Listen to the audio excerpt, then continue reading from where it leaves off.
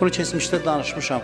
Dedilər ki, ya Rəsulallah, filan evdə fəsad baş alıb gedir, cəmaat günah eləyir, hansısa evdə günah məclisi təşkil olunub. Biri var idi, tünd xasiyyət idi.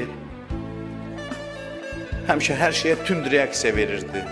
Aman olsun belə özünü dindar kimi göstərənlərin əlindən.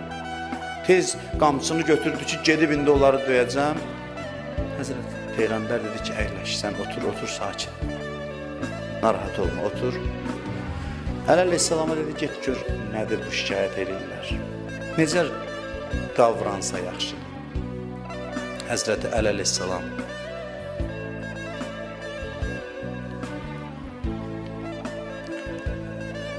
Əleyhissalam gözlərini bağlayır, daxil olur evə, çıxır gəlir, deyir, ya Rasulallah, mən o evdə günahkar görmədim, günah görmədim.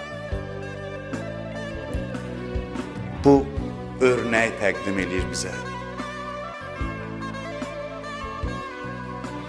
Peyğəmbər də məhz Həzrət Əlini seçir, göndərir ora. Peyğəmbərdən hədis var, qınamayın, heç kəsi qınamayın. Ən günahkar adamı da ürəyin yanır, neynirsən, amma qınamayın. Peyğəmbər buyurur ki, birini qınasan, qınadığın şey başına gəlməyincə ölməzsən. Ürəyində də qınama. Əməli pisdir, pisliyi öz yerində. Amma qınama. Ürəyində də qınama. Çünki bilmirsən də insanların